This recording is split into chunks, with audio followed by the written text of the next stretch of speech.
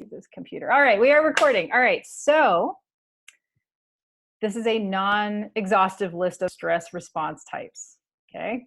But they are 4 that are pretty helpful: fight, flight, freeze, and friend. We've probably heard about all of these. Maybe you haven't heard about friend. And if you think about how they show up on a spectrum, what we're looking at is, do we want interaction or do we want avoidance when we're stressed out, right? So when we either encounter a stressful situation or direct threat, what is our natural inclination? So there's a lot of research that it's academic canon around fight or flight, right? And so that's kind of the 2 poles of the spectrum, where fight means you want interaction to have resolution, and flight means you are taking off and avoiding it because you do not want to be there, right?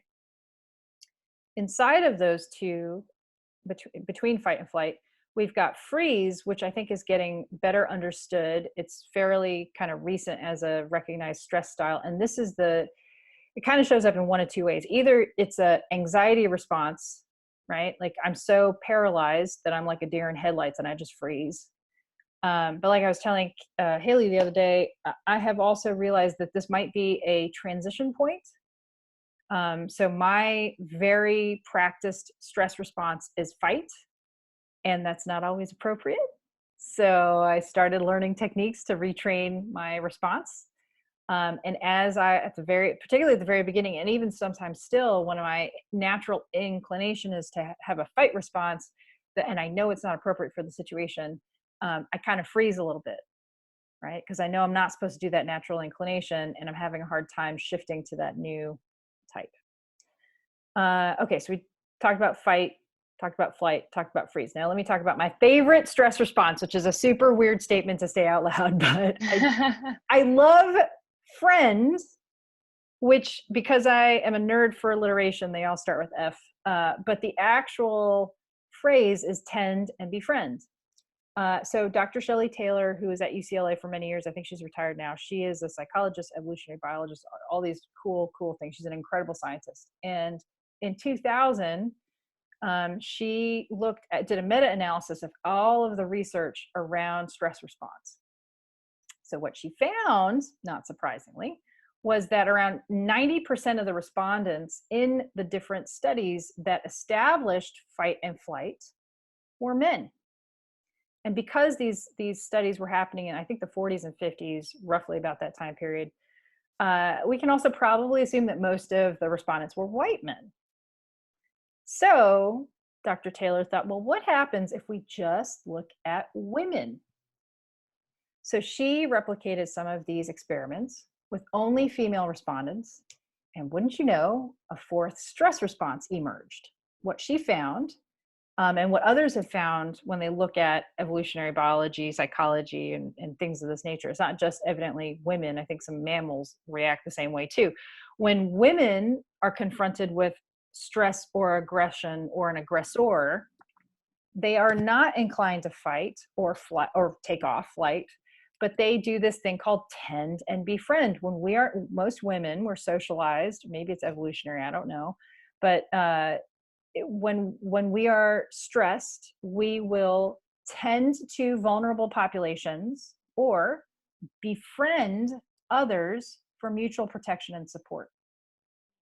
Isn't that interesting? That women are inclined to take care of the herd. I mean, probably nobody on this call is surprised by that, right? But, it's really interesting that is another stress response. So, and also too, I would say that it can get a little bit tricky. It can get a little tricky because, for instance, myself, I manage chronic illness and I was not taking care of myself, but I've got all these friends here in Austin and scattered literally all over the world. And it's just like, it takes up an hour of my day, more than now an hour of my day of just checking in on them and worrying about them. Because I am familiar with stress and crisis response. I spent 17 years working in politics, most of the time fighting for our mere survival because people want to destroy unions. I work for public sector unions, teachers unions. So I'm familiar with that. And even still, I was an idiot and I have not taken care of myself. So So that I think is a little bit of that's one potential downside to Tend and Befriend, is that, if you have this inclination to take care of others, and you do that to excess without maintaining your own health and well-being, that can be that's kind of the downside to that stress response. But by and large, I feel like it's a really encouraging stress response. And I think it is why, women tend to not be as successful. For instance, I mean, this is very grim, but women tend to be less successful in suicide, because their inclination when we get stressed out is to call a friend. So what do you think, Hailley? I've been talking a lot. I'm waiting. I was like, I know she's going to take a breath now. I'm messing with you. Oh, geez. No, this is really good. I think too, as soon as I saw these, the biggest thing for me too is that these are all, I think it's really easy to visualize how these can all happen in person. Like you can visually see what would happen if someone took off, or if someone freezes or is fighting. Like these are all very visual and you can absolutely see that. But I could have absolutely experienced all of this online too, just from okay, I just need to reach out to a bunch of people on Slack right now, or I'm going to try and get out of this Zoom call as fast as possible, or I'm going to tone it up and I'm going to unmute myself and I'm going to start talking to someone, whatever, depending on how you feel. So I have definitely experienced a lot of these remotely as well, just sitting from the same desk, and experienced that. But yeah, I think these are all really good examples. And you said something earlier in the week to me, Tanya, that I really liked. You had mentioned finding out your stress response is important, and maybe I'm skipping ahead here, but then you've also mentioned knowing the stress responses of other people.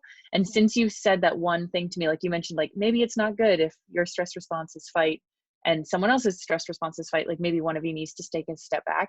And that is absolutely what I experienced this week. It turns out that my husband's stress response is also fight, and so is mine. So that can be problematic, but I would never have had the language around that if you hadn't said anything. So Nice. Another component to this is just that language, understanding what it is that you're doing. Yeah, and I have a chart that I'm going to send around to everybody where I map out if this is you and this is your stress response, here's some things to think about. And then the second column is if this is somebody that you work with or you live with, because thank you for bringing that up, Hailley. The other thing too I should have mentioned at the very top of this is that I am working on a set of rubrics like this. So one is about stress and one is about motivation and all this other stuff. And I do a lot of DISC work, which is dominant, influencing, steady, conscientious. It's a very simplified personality type. And the thing that I need to just keep repeating like a broken record is there is no hierarchy here. Okay. There is no hierarchy here. One is not better than the other. Okay. Hopefully we're all realizing that the idea of hierarchy is literally breaking down around all of us right now. And it's not about this is better than that. It's about where do I start from? And then how do I cross train to either just understand the other groups and know how to align with them and collaborate with them? Or how do I figure out how to make adjustments so that I can become this other type in a way that's authentic to me, right? Do you think, go ahead. Sorry.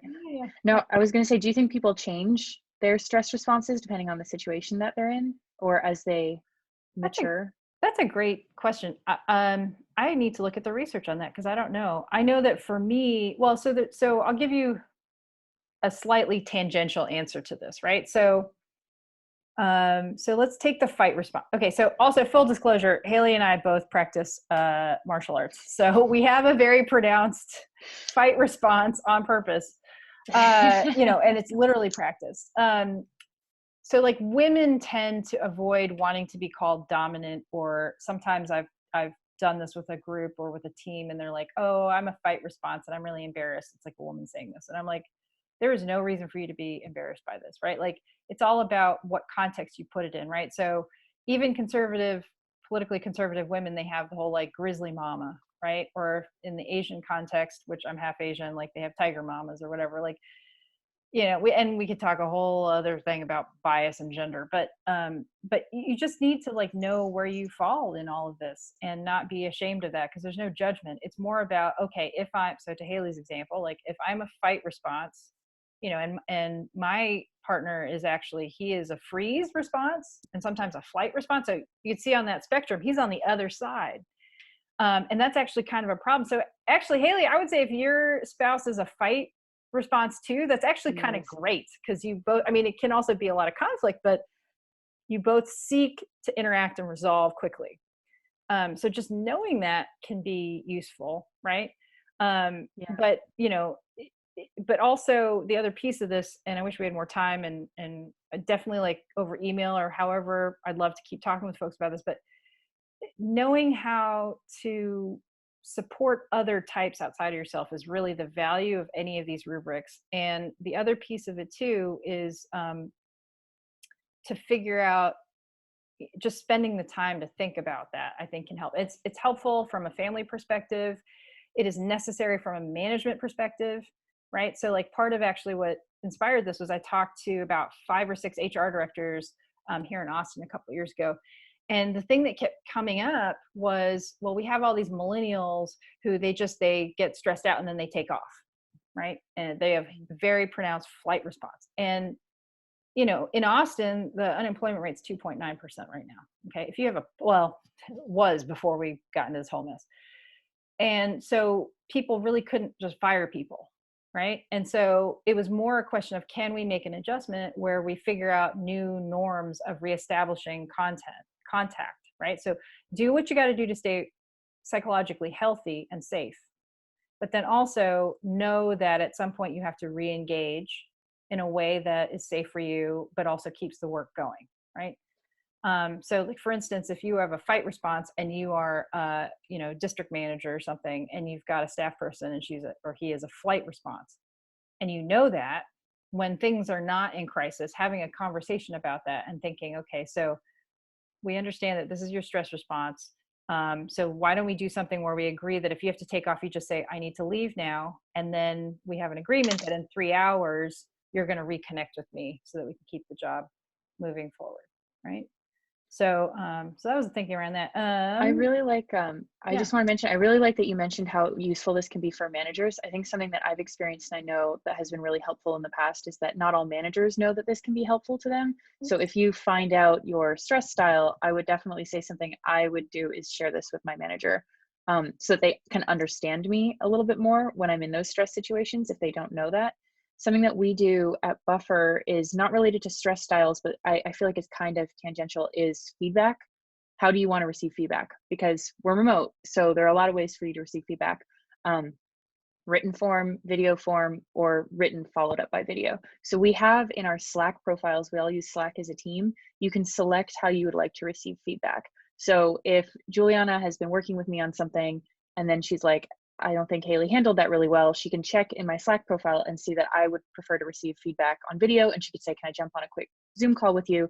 And then she can give me feedback that way. And that feels like one of these things that it's like key for everyone to work with you to know, like when you're stressed, how do you respond? Because if I respond with fight and someone else responds with flight, that could be totally different for a manager managing 2 people with very different responses. So that also feels like something like I think I'm going to mention to my manager. Yeah, cool. Yeah, because if you have a chance of figuring out preferences, that can really, defuse situations that could be misinterpreted, right? Um, Yeah. because I am so smart, I forgot to put a timer and I have no idea how I'm going. So I'm going to go through the next 2 slides really quickly so we can get into discussion, because I feel like that's the more important part of all of this, even though we're not recording it. Sorry, guys. Anyway, all right. So a couple of best practices that for me, I feel like they're as interesting as stock photos, but we're in a time period right now where we kind of just have to go over fundamentals. So when you're managing for stress, 4 good tactics you might consider is you always want to model and encourage good behavior. You always want to be praising that which is working, right? You want to go as slow as you possibly can, even if you're in high operational tempo or you're doing crisis response. You want to allow for breaks. People they will start breaking down when they go beyond a point where they can function, right? I know that sounds basic, but I feel like we have to remind ourselves of that right now, right? We don't want to go into overdrive.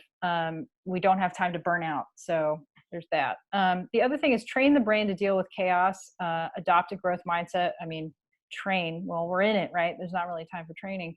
And really quickly, if you Google growth mindset, fixed mindset, Dweck, I'm mispronouncing her name, Carolyn Dweck. It I starts think with it's D. Dweck. Dweck, yeah. Yes. She's I got a think. great TED Talk. She did a lot of stuff with education. The growth mindset is always like, you can't get fixated on doing things right all the time. And it's got to be more about attempts and continuing to try. over a fixed mindset, which is, it doesn't matter what I do, it will always be the same way. And so you have to adopt that growth mindset, because you don't have time to slow down, you know? And then exercise empathy and compassion, which, I don't know, it seems kind of basic, but let me say this too about empathy, because um, empathy is really important, but to the extent that it doesn't slow you down. I I feel like I see people saying stuff like, well, I got to worry about people that are less fortunate than me right now. And I think that when things are in a more stable situation and you recognize your privilege, that makes a lot of sense. When you are in a crisis situation, I think you got to kind of be as strategic as possible and still stay human. I think that, again, when you're in a crisis situation, you have to first check in with yourself and make sure that you are strong and you put the oxygen mask on yourself first, so that you can help others. So anyhow, I don't dwell on that. But then managing for trust, again, sort of reinforcing those same ideas and that mindset of managing for chaos is, again, recognize excellence. I sometimes I sound like a broken record. Now I've said that phrase twice, whatever. I'm repeating stuff because I feel like I got to make sure that people see this and get to this. There's kind of a lot of fixation on talking about things that are going wrong. The problem with that from a neurological standpoint is that we're wired to be constantly looking for threats. And you get down that hole. It's actually sometimes people call it a doom loop.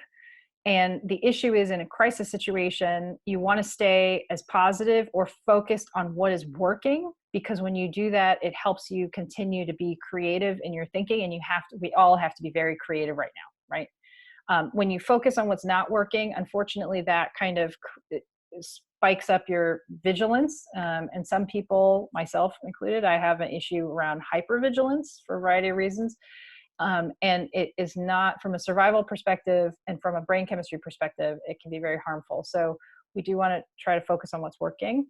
And Tanya, Yeah. sorry for that one, for focusing on what's working, is that something that you do alone? Like you write down lists of what's working? That's where my brain goes. Or is that something you do in a team? Like, hey team, here's what's working for us right now. I would say yes for both. Yeah. Okay. Yeah. Yeah. I mean, gratitude lists and all that stuff is really good. But also, yeah, definitely on a team. I'm probably going to post about this later on or write about it too. I've been thinking a lot about some of the crises that I've dealt with in my professional life. And when you have that moment with other people, again, with the mirror neuron building and the trust building, there have been situations where I've been in what almost felt like real foxholes, because we were working on political campaigns where we knew we were going to lose and people were very stressed out and they were far from home. And I can't get into the whole gnarly bits of it, but there was one situation in an office in the middle of rural Kentucky where one of our teammates, there are 4 women in the room, and one of our teammates was just losing her shit. And at one point, one of our team members, who's very, very quiet, this team member who's losing it just started yelling at everybody. And the other teammate, who was very quiet, very rarely even said anything, she just looked at the woman who was freaking out. She goes, "Listen, Anna, you just need some perspective. Okay? Perspective." And every time I get stressed out, I think of my friend being like, perspective, and I think I mentioned that for 2 reasons. One is, it is important to maintain as clear-eyed perspective as possible in a stressful or crisis situation. But the second part was that in that moment, the 3 of us who weren't freaking out basically had decided we were going to be best friends for the rest of our lives. Okay. We were like, oh my God, I can rely on that person, right? I can rely on that person. And I feel like that also reduces uncertainty and stress, right? We don't know what's going to happen tomorrow, but I do know I want to have her back and she's got mine, right? So Hailley, to your point, like talking in a group, I feel like is really important. Let people be independent problem solvers if they can. Let them be in their self-agency, go out and try to solve the problem and come back. Share as much information and be as transparent as possible, and be really intentional about building relationships. And Hailley, I really like what you mentioned about what you do at Buffer. I've also heard for a while it was kind of trendy to do like a README, where you in software, there's like a README file. We And have so that too. yeah, right? It's helpful because then you can be really intentional. You can read that about a person. It's like reading their Facebook profile or something, and it's like they like, 100%. yeah, they like ice cream, they hate black jelly beans, and then like you don't like offer them black jelly beans. Why would you do that? That's not being very intentional. One Um, of the questions that we ask that I really like is, what do you do if you're grumpy? And what can I do to help if you're grumpy? Or like, how will I know if you're grumpy? Like, there's a couple on that spectrum. And interestingly for me, I was like, oh, the answer is you won't know if I'm grumpy because I won't tell you unless like you ask specifically. And it was one of those things I was like, I had no idea. But I think if you are really intentional about like, here are some questions we're going to ask to get to know you, then that can be really helpful. yeah, absolutely. Okay, so I am going to stop recording this so I can figure out. But anyhow, so that's the lecture portion of this. 1 second.